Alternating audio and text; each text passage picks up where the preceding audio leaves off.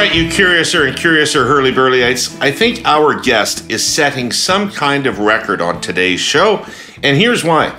He's a cabinet minister who's making his third appearance on the Herle Burly. The only cabinet minister who's been on 3 times, which means he's earned the dubious distinction as friend of the pod. So he gets a commemorative t-shirt or a coffee mug with my face on it, or whatever we have left in the vast stock of air quotes media swag warehouse.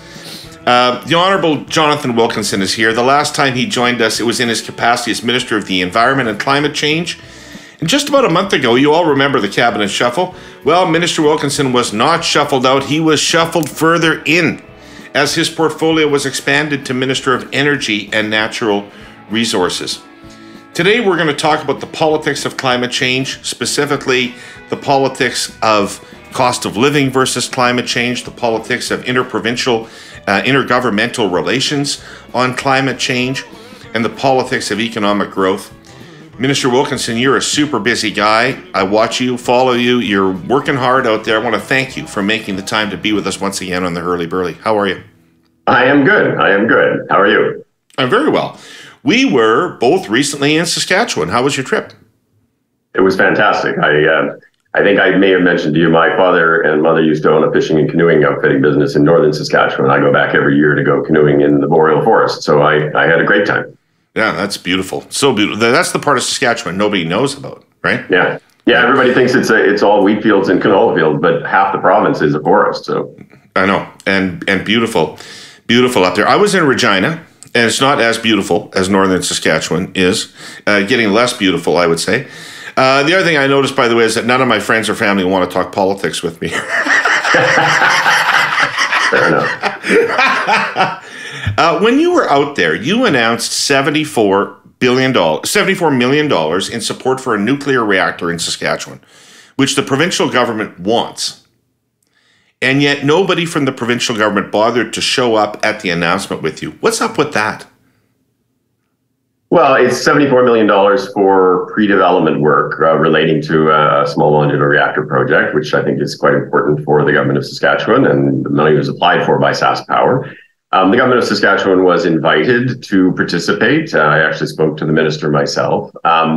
At the end of the day, they decided not to come, and they had their own reasons for that. I think it was unfortunate, but at the end of the day, I mean, I continue to want to find pathways to work collaboratively together. I think I told you before, I used to work for the government of Saskatchewan, so I'm pretty familiar with the province and with the government, and I continue to look for pathways to be constructive.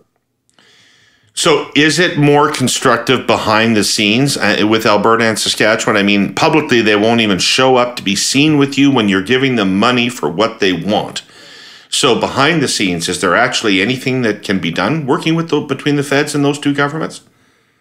Oh, I think so. I will say with Alberta, I went out to meet with Premier Smith probably 6 weeks ago. We agreed that we would establish a working group to try to work through some of these issues and to ensure that we're working from similar data sets. Where we've made a lot of progress in terms of standing that up, and you know, my exchanges with her, but also with Brian Jean, have been very constructive. So I look forward to that moving forward. With Saskatchewan, we have very constructive conversations with a number of the ministers behind the scene. I think there's a public optics issue that somehow we need to get past, but at the end of the day, I continue to dialogue with my partners. I have an Energy and Mine Ministers meeting in Quebec in the next few days, and he will be there, my counterpart, and he and I have a very good relationship. So, okay, so it's just politics. It's not actually the working relationship. Where do their arguments? So they're offside fundamentally, and now they're offside on the 2035 deadline for a net zero electricity grid. Where do their arguments have merit, Minister? Well, I think some of their concerns do have merit. You know, at the end of the day, it can't just be about having a non-emitting grid. It has to be a grid that's both affordable and reliable. You've got to address all of those. And it's fair to say that different parts of the country have a more challenging time getting to a grid that can meet all of those things. I mean, it's much easier for British Columbia and Quebec, which have large amounts of hydroelectric power. And so their argument is not that we shouldn't be getting to a non-emitting grid. Their argument is, can we get there at that pace? We actually provided quite a lot of flexibility, particularly with respect to the role of natural gas in the recent draft of the Clean Fuels Reg, or the Clean Electricity Reg. But what I have said to both of them is, look, we are interested in your comments. It's a draft. There's at least 75 days to work through concerns that you may have. And we go into those in good conscience. Like, we're not saying it's our way or the highway. Let's understand, and let's get together and figure out what the data tells us is required to ensure that we achieve a grid that is reliable, affordable, and non-emitting. Right. Have they put themselves in a position where they can't get there from here? Or is it normal that they can't get there from here? Should they have moved earlier and then they'd be in a better position? I mean, I think about Ontario, which could well be in the same position that Saskatchewan and Alberta are in if it hadn't done the coal plants 10, 15 years ago. Right? Sure. I mean, Ontario, that was the single biggest emissions reduction in Canadian history. It also eliminated smog days in Ontario, so it had a lot of other health-related benefits. I would say frankly, that was the political impetus. Yes, I believe that. Yeah. Alberta and Saskatchewan are at different stages because Alberta actually did move quickly. I mean, Alberta will be out of coal this year, 7 years ahead of when they're required to be, because they actually took some fairly bold action. Saskatchewan has a bit further to go. We need to be cognizant of that in the context of working with them. But yes, I mean, I think we all would wish that we'd started earlier, not just in this area, but in many other areas. I mean, the science of climate change is all around us these days. I think everybody wishes that we had started earlier than we have. Right. Okay. I'm just sort of picking up on something we talk about in the Curse of Politics from time to time. You and Minister Guilbeault seem to have a good cop, bad cop routine going on about this stuff. Is that a strategy, or are there genuine differences in approach between the two of you? Well, David, you worked in the government of Canada. I would say first and foremost, Stephen Guilbeault is a very good colleague. He's a very smart person, and we have very good conversations, and sometimes we have vigorous debates. And that's as it should be around the table. And that's particularly as it should be between the Department of Natural Resources, or Energy and Natural Resources, and the Department of the Environment, where there is kind of a natural tension at different points in time. But I would say we're both pretty solutions focused, and we're aiming for the same thing. As you know, I was the environment minister when we put together the first climate plan Canada ever had that showed how we would meet a target. And beyond, go beyond the target. I got into politics because of climate change. So I am very focused on ensuring we do emissions, but I'm also coming from the business community. I want to make sure that it's done in a manner that actually will work from an economic perspective. And I think Stephen feels likewise. Okay, cool. As I mentioned in the intro, your title got changed in the cabinet shuffle to add energy to the title. Is that just semantics, or is there some meaning there we should understand? Oh, there's definitely some meaning there. Energy is increasingly the critically important issue of our time. It relates to the climate discussion, but it's a much more inclusive sort of view about what this department is supposed to do. Historically, a lot of people have seen the Department of Natural Resources as being sort of the focus on oil and gas. It is now about hydrogen. It's about offshore wind. It's about geothermal. It's about biomass. It's about a whole range of other things. It is inclusive of every province and territory in this country. It touches almost every issue. And so it really was both for inclusion, but also for emphasis.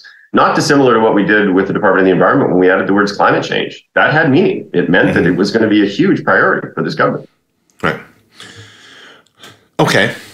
Let's get to what everybody this summer has been talking about in Canada. Historically, proponents of action on climate change, I've observed, have been reluctant to link any specific natural disaster to climate change. In the past, that was not the case this summer. People drew a direct link between the wildfires and climate change and wanted that link to be understood, and the evidence is that Canadians have understood it. What is happening to our environment in Canada that is making these wildfires worse? Like, what is actually going on?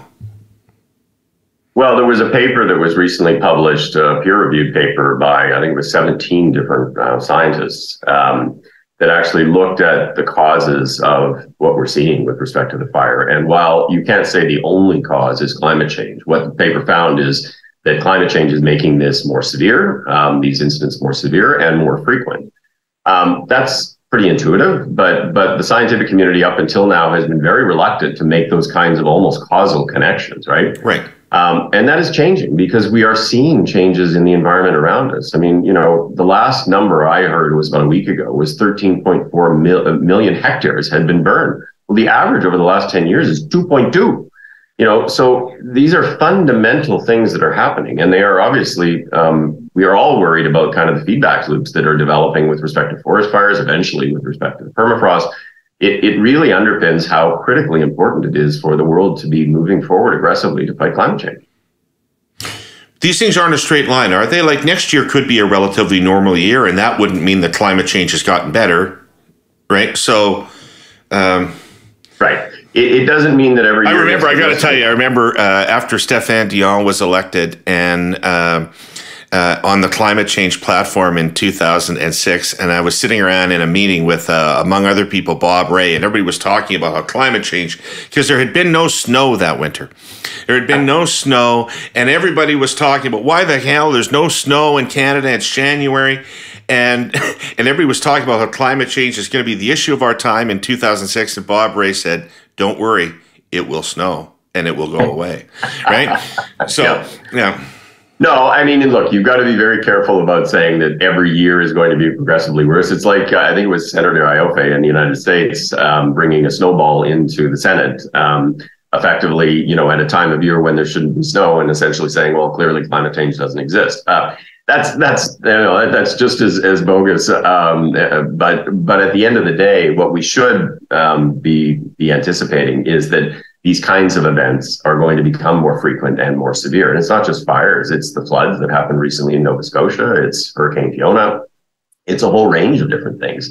The Climate Institute in Canada now estimates that by 2025, the costs associated with climate change are going to be about $25 billion a year. And it just goes up from there.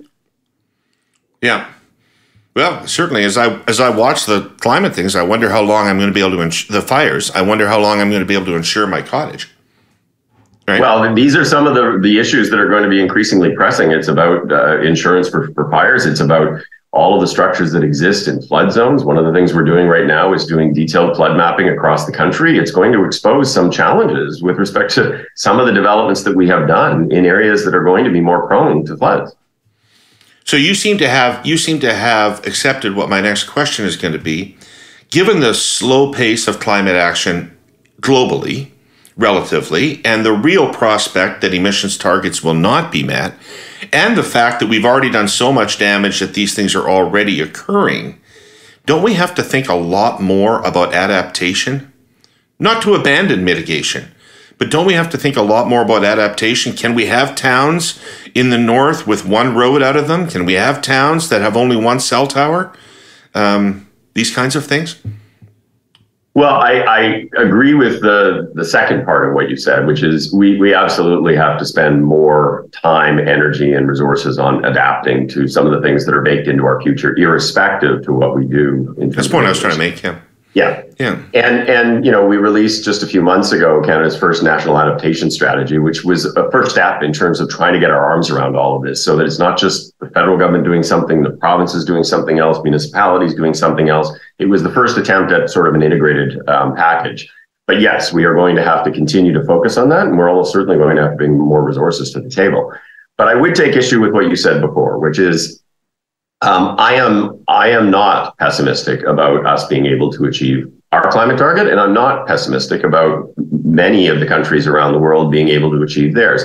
We have a lot of work to do, but I have been to the last 3 COPs. I do believe that there is strong, good intent in terms of taking the actions that we need to take. And I would say, just in the last 2 years, Canada's emissions, and this looks at pre-COVID, so it's not the COVID effect, Canada's emissions have come down by 7.5%, fastest in the G7. I mean, we are taking steps to address the issue. We have to go more quickly, but I remain optimistic that we are going to be able to do what we need to do to keep the Paris goals in sight.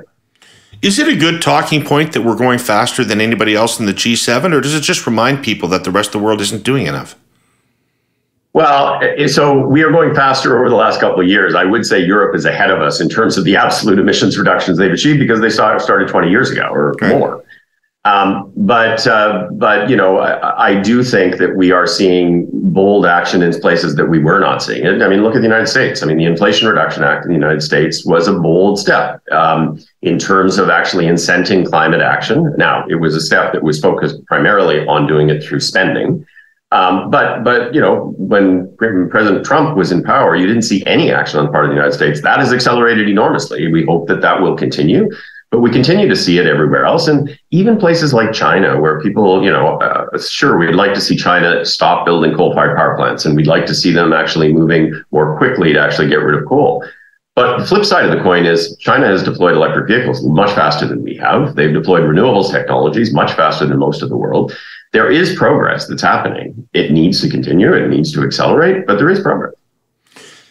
So I would respectfully submit to you that your optimism about that and some of the things you cited are not the narrative that exists in this country. I know two kinds of people.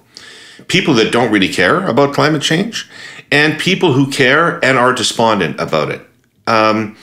And there is a sense of futility. There is a sense that this thing's getting away from us. Maybe the wildfires exacerbated that sense. But it's also accompanied by, it's almost impossible to assess progress toward this objective. It's almost impossible to see tangibly how we're going to solve this problem. And it leads to a sense of futility, and futility can kill motivation to act. What can you or the government or anybody do to overcome that and create a sense of progress and purpose around this? And, I think I've said this to you before. I've always believed that one of the most important things in maintaining support for the deficit reduction program in the 90s was that people could see the progress. We said, we're going to be here next year, and we were there or better next year. And then we said the same thing about the year after. And so people can get behind something that's working. How do we convince people it's working? Well, I would say a couple things to that. I think there's two elements to it. I mean, the first is you actually have to have targets that people can use to track progress. That's true domestically. It's also true internationally. That's what the Paris Agreement is set up to do with these recurring national inventory reports. But that was why we brought into place the Net Zero Accountability Act, which has a requirement that every 5 years you actually have a new target and you actually have to report progress every year towards that target. So that's trying to show progress on that. But I would also say that on the other side of the coin, I mean, you're a pollster, so you are more expert in this area than I am. But when I look at the data that I've seen, there's probably 15% of people in Canada who don't believe climate change is real or don't think it's very important. And maybe there's 20% or so who are so committed to climate change they're willing to make major sacrifices in their daily lives. But the bulk of Canadians are actually very much concerned about climate change. They would like us to see us do more, but they also want to know they're going to have a job tomorrow. They want to know that their kids are going to have a job when they grow up and get out of school. They want to know that their standard of living is going to be a similar standard of living to what they've enjoyed. And so part of it is talking to people about a low carbon economy of the future can be a robust and prosperous economy, particularly for Canada. There are enormous opportunities, whether it's in critical minerals and minerals processing and battery manufacturing and electric vehicle manufacturing. It's about hydrogen. It's about renewable energies. It's about biofuels. It's about green steel and green aluminum. I mean, there are enormous opportunities for Canada here, and we need to be talking to Canadians about how we seize those, because I think that's part of the way you bring people along with you on this journey. We've been talking a lot about investment these last number of weeks. There's been a theme, Herle Burly-ites, as there always is, because I love a good overarching theme, specifically how making major investments in technology and innovating to solve some of our most pressing challenges is good for the long-term Canadian economy. Our presenting sponsor, TELUS, has poured over $240 billion into their world-leading wireless and pure fiber networks since 2000, building the infrastructure, continually innovating and expanding services. But I want to make something clear. TELUS's efforts and investments in better connectivity is only part of the story. Better connectivity is the means, not the end. It makes possible so much of what's important to us. Better connectivity begets better healthcare and health outcomes, a more efficient, sustainable food supply. It reduces our GHG emissions, so we have a hope of meeting our climate targets. And it all adds up to a stronger, more forward-looking Canadian economy. We've talked about these things here before. So here's some new news on the economy via StatsCan's Consumer Price Index, released just last week. We live in inflationary times. I don't need to tell you that. You pump gas and buy groceries. Prices increased by an average of 3.3% year over year in July. But does it surprise you that prices for cellular services decreased by almost 15% year over year and have fallen 33% over the last 3 years? We're going to talk more about all of this, comparing the market forces that promote continued investment, innovation, and competitive pricing in the telecommunications sector with others that will surely stymie it. If that sounds like a tease about some much larger issues on TELUS's mind, Herle Burly-ites, well, that's exactly what it is. And I'll take you there over the next coming weeks. For now, you can learn more at telus.com/social impact. I read this passage in the most recent report of the Canadian Energy Regulator, which I had not heard of until you appointed my friend and immensely qualified person, Dale Eisler, to the board of directors of that organization. So I looked it up and I found this report. Anyway, here's what they say. Continued increases in the strength of climate policies in Canada is the key driver of emissions reductions over the coming decades in both net zero scenarios. Our modeling shows that the pace of climate action in Canada will need to continue to increase in the 2030 to 2050 period in order to achieve net zero emissions by 2050. That is in contrast to the current measures scenario. We project that GHG, where domestic climate action does not increase beyond those measures currently in place today. In that scenario, we project that GHG emissions are just 13% lower in 2050 than they were in 2021. So I read that as saying, despite everything that we've done, the carbon tax, etc., we're going to have to do a lot more. We're in good shape to meet our 2030 interim target, but we're in no shape to meet our 2050 target. So what more do you have in mind?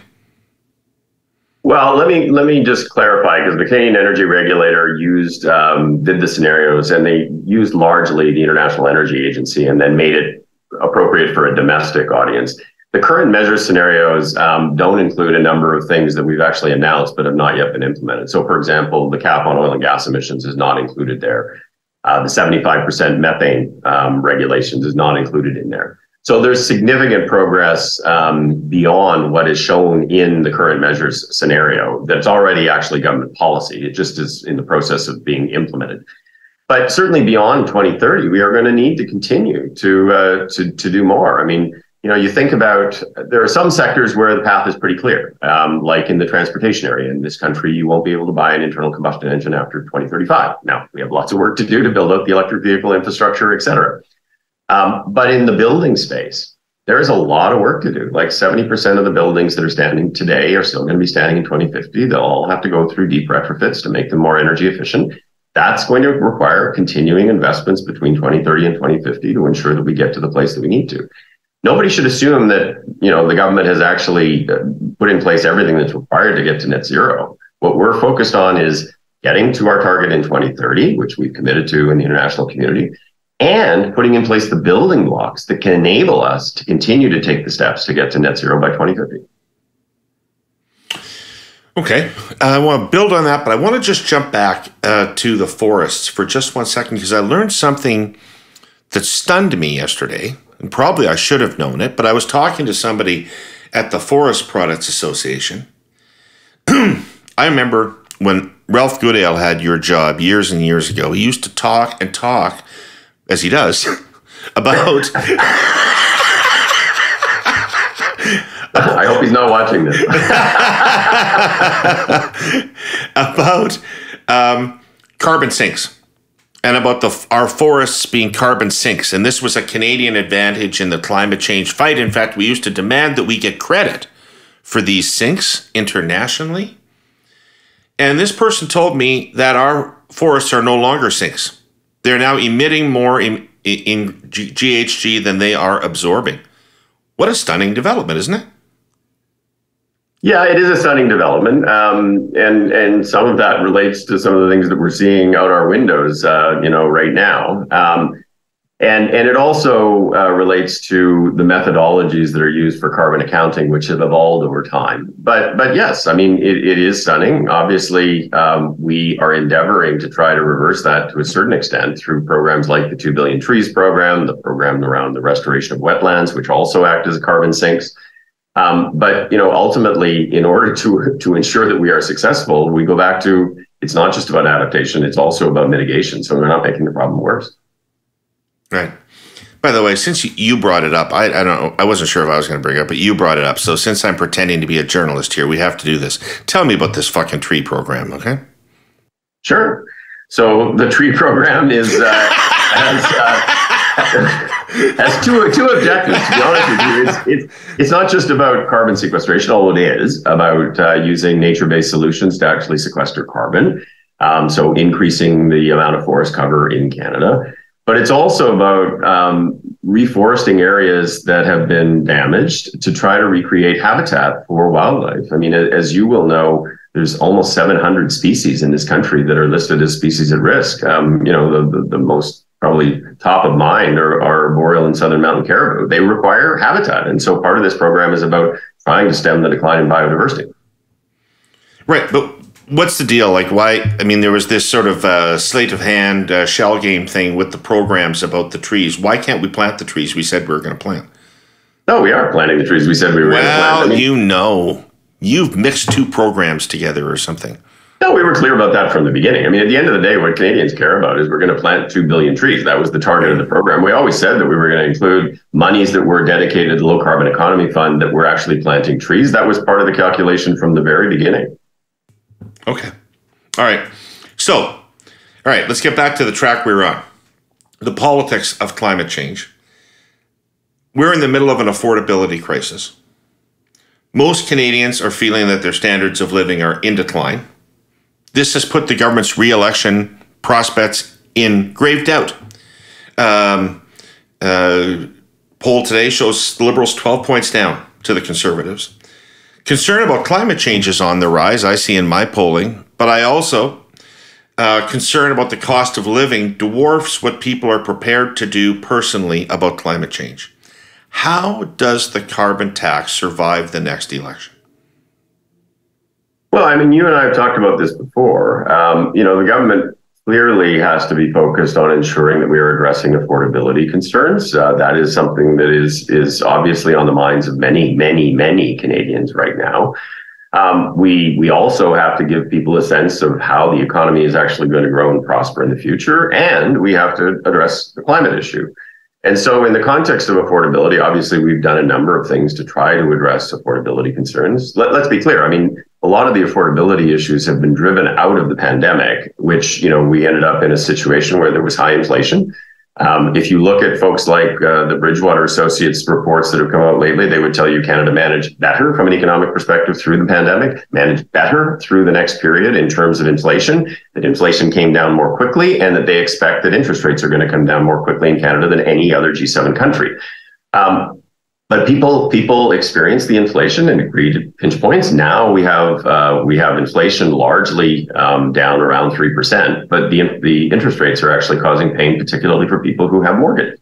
Right. And so that's creating affordability concerns for sure. We have to be sensitive to that. We have to do more than what we've done to date in terms of the grocery rebate and the rebate for renters and those kinds of things, which we're trying to address short-term issues.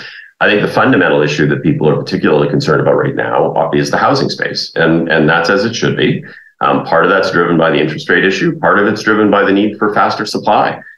But let's be clear. I mean, this government is the first government in many, many years that actually got back into the housing space. I mean, you can blame governments, Liberal and Conservative, of the past number of decades for some of the issues that we've got today because they stopped actually participating in the space. We're back into it, but clearly we need to find ways to move faster. Right. But it's beyond housing. It's beyond 3% inflation. I think it has to do with incomes. It certainly has to do with interest rates. But this is a real political problem, and the challenge around the carbon tax is that you may be helping in a bunch of ways, grocery rebate, other things, but you are exacerbating the problem, the affordability challenge, with this one thing. Let me just ask. But David, that's just not true. That's not true. That's not true. I've heard you say that. I hear Scott Reid say that, and I certainly hear Corey tonight say it. But that's not true. It's true politically. I know it's not true substantively, but it's true politically. Well, maybe. You and I had this debate, I guess, a year or two ago before the last election, where you said this is going to be a terrible problem for you in the election, and I said I'd be very happy to campaign on it, and I'm still sitting in my seat. So, we so structured, far you're right. Yeah. we structured the price on pollution in a manner that actually addressed the affordability issue, which is 8 out of 10 Canadian families do get more money back. And so I understand that Mr. Poilievre wants to play, word games with this. But at the end of the day, the very focus from the very beginning of that program was to ensure that we could address climate in a manner that fully addressed affordability. I think in doing that, though, you overestimated people's ability to understand how the market was supposed to use that device to change emissions. I don't think people get it, how it works, and therefore they don't believe it. You know what I'm saying? Well, if I say to you, I'm going to give you, you're going to tax me, and then you're going to give me all the money back, and I could conceivably come out ahead if I made some different choices that used, but I wouldn't see that coming out ahead, and I don't really understand the mechanism of how you taking money from me and giving it back to me is supposed to somehow reduce emissions. And if I don't understand that causal link, then I wonder why you're taking the money from me in the first place and doubting whether you're giving it all back to me. Perhaps, and if we have not fully explained how this all works, such that people understand it, then part of that. No, sorry, this is not a blaming government thing. This is an economic literacy matter. Minister, but David, look, we are not the only country in the world that actually has a price on pollution. There are 30 countries around the world, including France and Japan and Finland and Sweden and the United Kingdom. And, we are not the only ones. People use pricing mechanisms for a reason. It's because they work. They are the most economically efficient way to address this. But clearly, we have to be thoughtful about how we communicate to people that we have thought about affordability. And we have thought about affordability. If we haven't communicated that as clearly as we need to, then we need to go back and communicate it again. But I will tell you, I was on the campaign trail every day talking about climate and the price on pollution. And at the end of the day, our climate plan obviously was judged to be the best climate plan. And it was part of the reason why we were reelected. Our sponsor, CN, would like you to imagine a bakery, a very big, very well-run bakery. This bakery is able to produce and sell 36 million cakes a year. And that's on top of millions of cookies, loaves of bread, scones, croissants, pies, you name it. This bakery is full service. Trouble is, one of its big customers is finicky. He orders millions of cakes, but insists on all sorts of conditions on the orders. And he'll only allow the bakery to load the cakes into his car during sunny weather. Meanwhile, the bakery must also keep producing all the other millions of goodies for all of its other customers. Now, you've probably guessed that the bakery in this little parable is CN itself, and the cakes are Canadian grain. The railway reckons it can move as much as 36 million tons of grain out of Western Canada to market this season, which means it has more than enough capacity to handle its share of the anticipated grain crop. But the multinational grain companies that place shipment orders like to be in charge of shipping. They tend to ignore underutilized eastern ports in favor of overused West Coast ports. Further, the terminals they operate in Vancouver seldom allow grain to be loaded if it's raining, which is often the case during a Vancouver winter. So CN's trains often have to sit idle for days, backing up the entire system. All the while, of course, CN must continue to handle shipments of potash, lumber, automobiles, minerals, manufactured products, and a slew of other items. Because the rest of the economy depends on the railroads too. CN stands by its grain plan. It has the capacity to collect, ship, and unload all the grain it is called upon to move. You know, as long as it isn't raining. The moral of this tale, you can't have your cake, grain, and eat it too.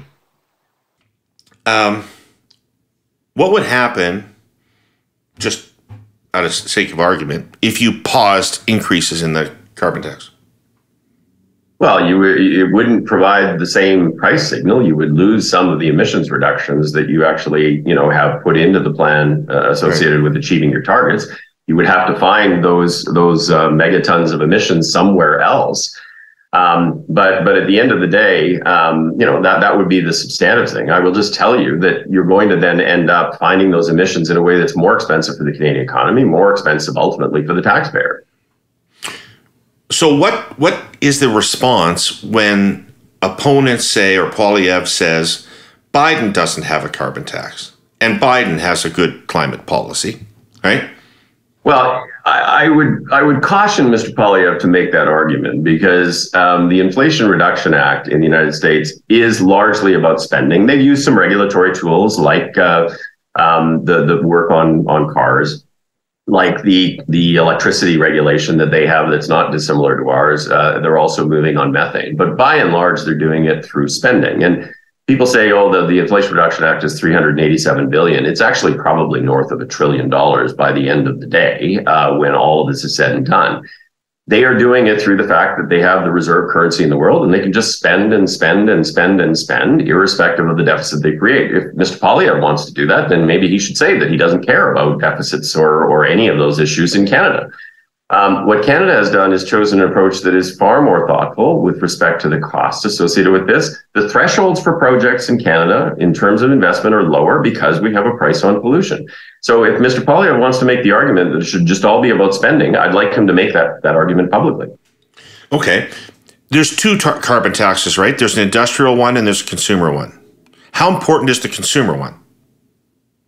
Well, the consumer one is pretty important because it's how we get at issues around transportation and buildings. The industrial price obviously is focused largely on large emitters. That's important too, in terms of reframing the business cases for them. Like, you wouldn't see. I laugh when Mr. Poilievre gets up and says his tagline about technology, not taxes, and I laugh because, first of all, technology doesn't get deployed on its own without a framework around it. Like, you're not going to deploy CCUS just because you like to. It's a cost, not a revenue stream. It's also, I find, a bit ironic as somebody who spent 20 years developing clean technology that a guy who actually graduated university and the first thing he did was go into the House of Commons and has been there ever since, being paid by the taxpayer, uses this idea of somehow it's technology, not taxes. But at the end of the day, the industrial price is important because that's how you get at things like CCUS. It makes the business case more robust. Right. That's the industrial side.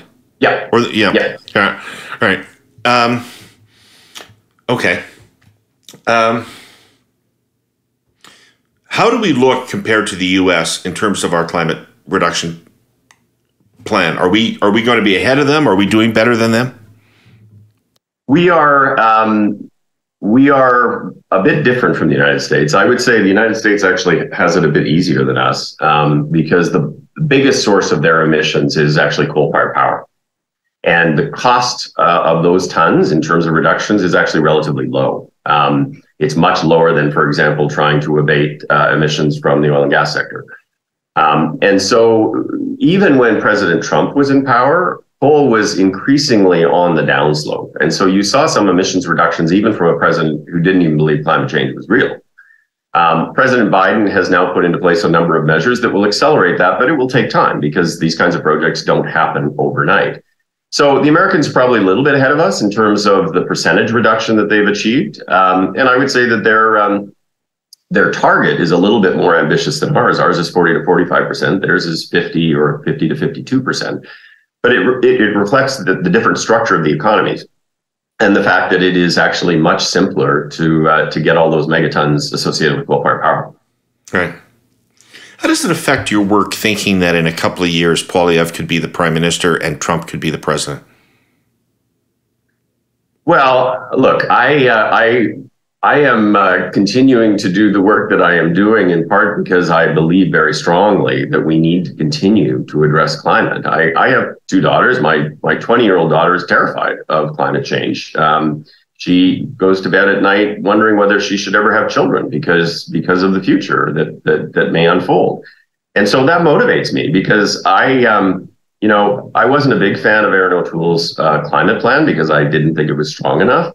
But it was orders of magnitude better than Mr. Poilievre, who I don't even know if he believes in climate change. If he does, he certainly doesn't think it's very important. He hasn't said the words climate change since he's been elected. So, right. Yeah, it motivates me. I mean, you've got to be motivated by aspirational sort of things that you want to accomplish, but you also have to be motivated because you really, really want to ensure that some of the things that you have endeavored to do over the past little while continue on, particularly things that are so important for the future of Canada and for the future of the human race.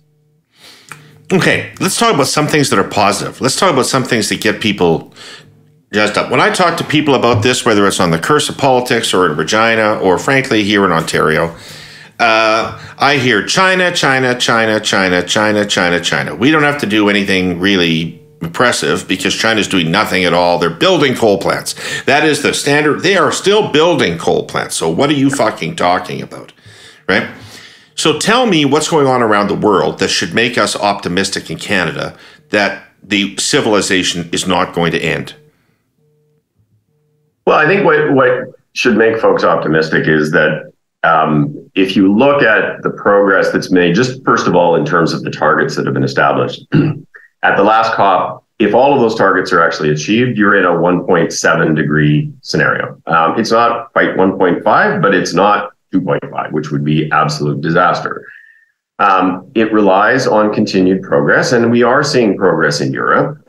We see France building new nuclear facilities to ensure that they actually have the electricity they need to electrify the transportation. We see in Germany, significant progress with respect to the phase out of coal and a whole range of other things. Japan, I was just there. I mean, Japan is very focused on ensuring that they meet their targets, and they're doing a whole bunch of things to try to ensure that. And as I said, even in China, where clearly their target is 2060, everybody else's is 2050, with the exception of India, you are seeing, significant progress. Like they are the leader in electric vehicle manufacturing and in deployment. That's something that probably should concern our auto sector here. They are one of the leaders in terms of the deployment of renewables. So we are seeing progress. Do we want it to go faster? Of course we do.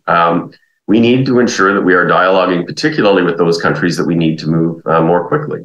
At the end of the day, though, if you take Western Europe and Japan, South Korea, India, China, you have 90% plus of the world's emissions. That's where we need to continue to focus and to push to see progress. And that's why, again, I was listening to your Curse of Politics recently. I enjoy Mr. Tanaik in terms of some of the things he said, but you can't say. What about his beret? Did you like his beret? Yeah, well, his beret was great. You can't say 1.5% of global emissions and it's all about China, and then say you shouldn't talk to China about how you can actually work together to reduce carbon emissions. That's just logically inconsistent. Yeah. I think that was just a chance for him to take a run at Guilbeault, was my feeling. But anyway. he seems to do that a lot. So. Just give me an update on China. Are their emissions reducing or growing? And if they're still growing, when can we expect them to start reducing? And do you believe that they care about this enough? So they expect that their emissions will peak within the next couple of years. So they're going up, but not significantly. And then they expect to start to see a significant decline such that their commitment is achieving net zero by 2060. In terms of the Chinese, Canada has had a fairly challenging relationship with China on a number of files. When the two Michaels were imprisoned in China, it was particularly difficult. When I would have discussions with my Chinese counterpart, I would raise that issue at the beginning of it. That usually shut the meeting down very quickly. But in the aftermath of that, I think, the conversations that we have had with Chinese officials would suggest that they are committed to doing this. And at the end of the day, the Chinese government's not stupid. They do recognize that the effects that will be had if we do not, as a global community, make significant progress are going to be felt very much by China. And they're too big an economy to be exempted from that. Well, it actually seems like if anybody could lead the world dramatically, it would be them, given their system of government and the way their economy is structured, command and control. They could pivot on a dime if they wanted to, right? Yeah, I think that's right. They themselves are obviously dealing with the conflict between taking action and standard of living of their population, right? I don't disagree. And look, I mean, it can't be either or. You've got to actually figure out pathways through which you address both. If it's one or the other, I don't like that. I don't like that choice. We have to be smarter than that. We have to be more thoughtful than that. I mean, at the end of the day, there are ways to do both. Right. The world spent so much money during COVID. The world would spend so much money if there was a war. Like if China and the United States went to war, there'd be so much treasure spent on that. Why do we have to fuck around with market mechanisms and all this shit? Why can't we just do this the way we would do something else? Well, I think there's probably there's so many things that people say, well, we should do that, but we can't afford that. I mean, is that... Yeah. I mean, how are you going to explain that to future generations, that you couldn't afford it? Believe me, I try to explain that to my daughter all the time, so I get it. I think one of the challenges is that, and it's actually an analogy, this military analogy and the war analogy that Seth Klein used in his book a couple of years ago. The biggest challenge is that when it's a war, you know that it's going to be time limited, that you're going to do something enormous, that will be time limited, that it's not going to be an ongoing thing that becomes unsustainable from a financial perspective. I mean, you worked for Paul Martin. I mean, at the end of the day, if Canada spends so much money that it starts to lose its credit rating, then it just starts to actually pay more interest on the debt, then it starts to actually have less money to spend on climate change. Like it just gets into a crazy spiral. But I would say with climate change, it's not time limited. You could do that for 3 or 4 or 5 years with the war. You could do it for 2 years with COVID. But this is a continuing fight against climate change that's going to continue all the way through 2050. And so it's got to be sustainable. It's got to be financially sustainable. And that means maybe you have to prioritize it over other things that up until now we have said are really, really important. Like maybe at some point you have to say, well, we're going to take more out of a number of other portfolios and we're going to put it all into climate change. But the bottom line still has to be a reasonable bottom line. Yeah, it just seems that we're dealing with, on one side, a man-made framework of money, and on the other side, a God-made natural phenomenon that I can't believe at the end of the day we're going to say, well, we had to let civilization go. We couldn't afford to save it. Well, hopefully we make appropriate choices within the overall economic structure that we have. Like, I don't think we're going to collapse the economic structure and build a new one overnight, but we can make choices within that. And that relates to how we actually allocate money. It relates to, how much we're spending, et cetera. Yeah. Right. So if I've heard one thing in the last, because I am a pessimist about the Paris targets. So if I've heard one thing that's made me optimistic in the last year or so, it's that people have started to talk to me about technology that will suck carbon out of the air. Is this real? For sure. These are negative emissions technologies. So there are technologies to reduce emissions from existing facilities, but there will be some residual emissions in 2050, ideally quite low level. And so we do need negative emissions technologies to actually help us to get rid of those residual emissions. There are nature-based solutions like the trees and the wetlands, and then there are technology-based solutions. The most frequently discussed is direct air capture, where you're actually sucking CO2 out of the atmosphere. I would tell you the technology is not that complicated. The issue is driving the costs down so that you can actually do that in a way that is going to make sense economically. And there's lots of work going on that. The Americans are working on it. We've been working on it. And then there are people who are working on, how can you actually use the oceans to sequester more CO2? Or how can you use mine tailings to actually sequester CO2 by treating them in a certain way? So there's lots of work going on negative emissions technologies. It's something that I think, and I would tell you the IEA and the IPCC, the International Panel on Climate Change, think will be very important. It's not a silver bullet, but it will be very important. Okay. Can I talk to you in our remaining time just about general politics, not about climate? Sure. Right.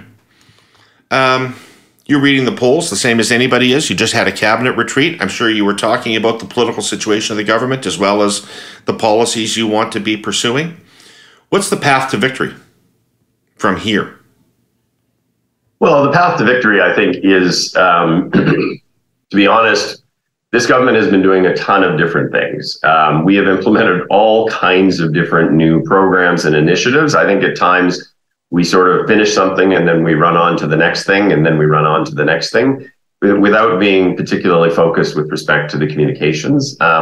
I do think that we need to really narrow the focus in terms of what we're talking to Canadians about to ensure that they actually are hearing from us about not only what we've done, but what we plan to do. And so I think that's going to be an important thing going forward. I think certainly addressing the housing issue is going to be a critically important piece. As I say, we have been doing it, but we need to be responding to the concerns that Canadians have, and they're legitimate concerns. We need to be talking more about the economy. I would tell you, again, listening to your panel, I mean, we actually have an industrial strategy for Canada that is founded on actually taking advantage of the opportunities that you can seize through the transition to a low carbon future. I'm not sure what Mr. Poilievre's economic policy is. Like, I honestly have no idea what that is. So I think talking a little bit more about that, I think climate for many voters will be a compelling issue that we need to continue to draw contrast. And I think just showing successful implementation of some of the things like the childcare program and the dental care program and a range of those things that actually are about affordability and they're about economic prosperity. So I am confident that if we actually are a little bit more focused in what we're doing, and we are actually bringing forward additional ideas, particularly as it relates to the housing space, that we will ultimately, garner the support of the Canadian public. I also would say that, I think Mr. Poilievre is a very different conservative than most leaders of the Conservative Party in the past. He, you would never have seen Joe Clark or Brian Mulroney cavorting with the convoy. You would never see them saying some of the things that he said, and some of the offhand comments he makes about the shack of the woman who lives in Ontario, or, comparing Kelowna to a third world country. I mean, that's not a leader. And I would just say to you that I think that in the context of taking a hard look at Mr. Poilievre and his brand of conservative, we're going to create a lot of people to cause a lot of people to pause. But I guess the obvious response is he's said all those things.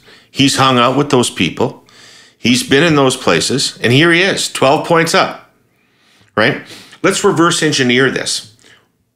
Why are the Liberals at 26? What is the problem the Liberals are having connecting to the public right now? Well, I would say a couple of things. I mean, as you will appreciate, this is our third term. It's always going to be somewhat hard in the context of a third term. I think most governments would experience something like that. Yep. We've also gone through it's not unusual, but it usually ends one way. And I'm trying to figure out how it ends a different way. We've also gone through an incredibly traumatic period of time coming out of COVID, where inflation created enormous anxiety on the part of the Canadian public, which Mr. Poilievre has tried to exploit.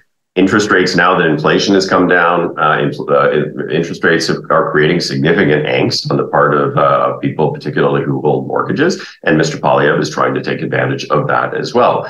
I think we need to ensure that we are speaking to the concerns of Canadians, which are entirely legitimate concerns, and saying to them that we actually have a plan to address those, to work with Canadians to actually address them. And that's going to be the challenge that we have to work through over the coming number of months and years.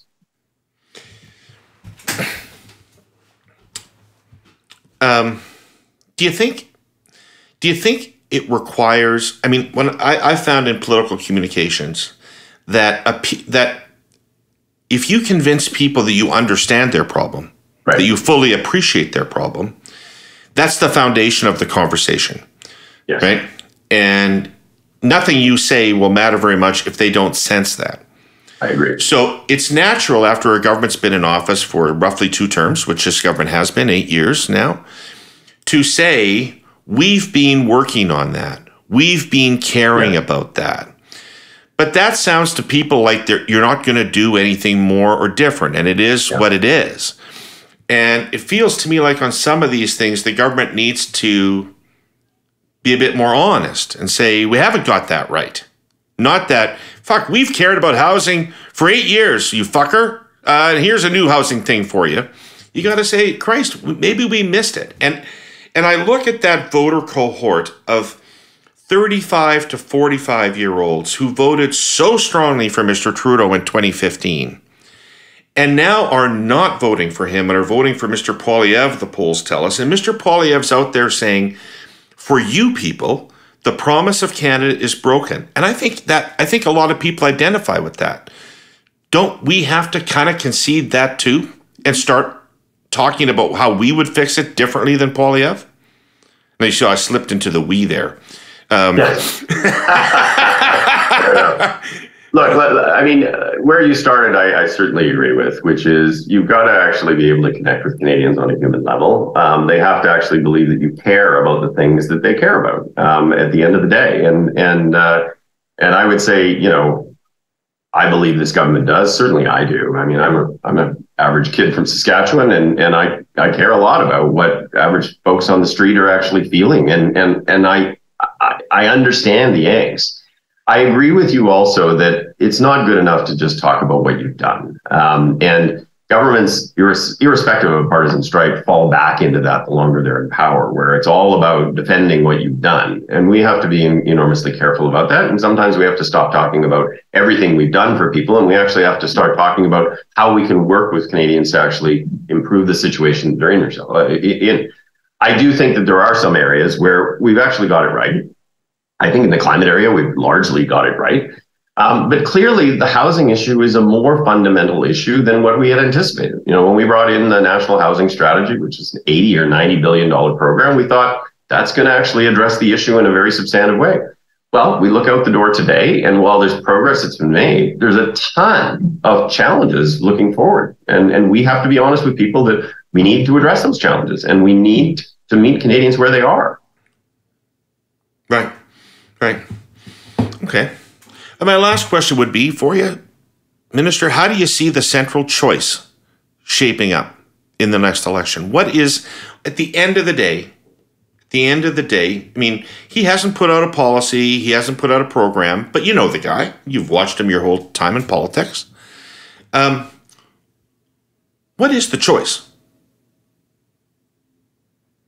Well, I think the choice is a choice between a progressive government that actually is interested and concerned about the concerns of everyday Canadians, that is endeavoring to do the right thing with respect to affordability, but also is building an economy that can thrive in a future that's going to look different while fighting climate change, versus somebody who essentially wants to take Canada back. Wants to, on the climate issue, wants to stick their head in the sand and essentially pretend that it doesn't happen, has no plan to build an economy that actually will be relevant in a low carbon future, and that actually has no policy prescription for actually addressing the issues that are confronting Canadians.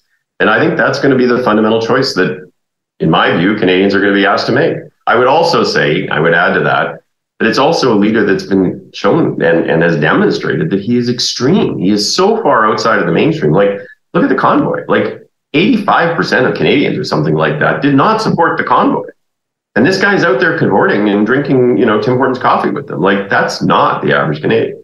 All right. Well, since you listen to the Curse of Politics, let me ask you a question we ponder all the time on the show, which is, I see cabinet ministers, you're just doing it now, and I see cabinet ministers out there laterally in the last couple of months making very pointed comments about Mr. Poilievre. And I see the Prime Minister out there making very pointed comments about Poilievre. So now we have our elected officials attacking Mr. Poilievre. When is the Liberal Party going to start attacking Mr. Poilievre and creating this perspective about him? I mean, he's out there advertising now. He's got, right, these ads are good. He's telling a story about himself that's very different than the one you're telling. Well, so there are different ways to do that, obviously. I have been very public about my views with Mr. Polyev, and particularly how I have a hard time taking him seriously on both economic and environmental issues. And I know that some of my colleagues have. What you're largely talking about is trying to actually get out there, whether it's an advertising campaign or something more broad. I do think that we are going to need to actually speak to Canadians a little bit more directly on some of these issues. And I think that there is thinking going on at the present time about how that is best done. I do think it's important. Like, at the end of the day, this is a pretty fundamentally important choice that Canadians are going to have. And I do think that we want to arm them to ensure that they actually are making an informed choice. Whatever that choice is, that they're making an informed choice. Totally. It's all important information for people. Okay, now let's pretend that I'm sitting in front of you and I'm a 40-year-old person with a couple of kids who feels like I'm worse off today than I was 2 years ago. And I'm very worried about rising interest rates.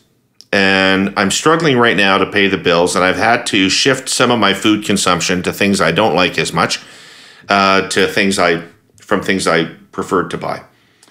What's your pitch to me about why I should not vote for Polyev? Well, I think my pitch to you would be we need to continue. I know it's really hard to imagine that I'm in my late 30s, but I have it. Well, I think first and foremost, my pitch to you is, look, I understand the concerns, and I think they are ones that are felt more generally. It's not just you, but it's your neighbor and your neighbor's neighbor. It is something that has come out of the pandemic. We didn't feel this way before COVID-19. There are some very specific issues. We are almost through it. Our thought is that, and I think most of the financial analysts are, we're going to start to see declining interest rates within the next little while, which will actually create a bit more space for you. But what we also need to do is to continue to work to build an economy that's going to be strong, where you will see rising wages in your wages. We will see opportunities for advancement for you. But we also need to support you in some of the expenses you have in your daily life. And so, you have 2 kids and a spouse who wants to work. That's what the daycare program is about. The childcare program is about helping you. The Canada Child Benefit is about helping you with some of those expenses, to try to ensure that lower and middle income Canadians actually have the means to be able to actually ride through what is a very turbulent time in the economy, not just in Canada, but everywhere in the world. Like, let's be clear, this is happening everywhere in the world. I would also say, as somebody who has 2 kids and is looking to the future, that you also obviously are thinking about their future. And you want to ensure that the government is a competent, capable government with respect to the economic side of things. But you also want to ensure that they're focused on ensuring that the environment is one that your children are actually going to be able to thrive in. And that is something that we have been working on, and we will continue to work on every day to ensure that that future for your kids is a good one. Great. Thanks for this. Great. Not at all. Great to talk to you again. And I hope you'll come back again next year and update us again. I mean, this is the issue of our time, fundamentally. I mean, it's not inflation. Inflation is a problem for a lot of people right now, and I'm understating it. But the issue of our time is this one. I always find it informative and to listen to you, and I find your diligence and tenacity encouraging. So thanks. Well, thanks. Thank you very much. And at some point, we'll do the road trip that we talked about. We will. And we'll go out to Saskatchewan, where nobody will meet with us. We'll be able to go to a series of public engagements where nobody will meet with us. We'll be able to go to a rider game. We will be able to go to a rider game. People will not be able to avoid sitting next to us. With a watermelon. With a watermelon. Great to see you, Minister. Have a great weekend. All right, you too. Okay, bye-bye. Yeah. Bye-bye. All right, I'd like to thank our presenting sponsor, TELUS, our sponsor, CN Rail, everybody who watched or listened to the pod today, and especially Minister Wilkinson for, again, making the time for us in such a candid conversation. Thanks for everybody, and we'll see you next week with more of the Herle Burly. In the meantime, take care of yourself. Herle Burly. Herle Burly.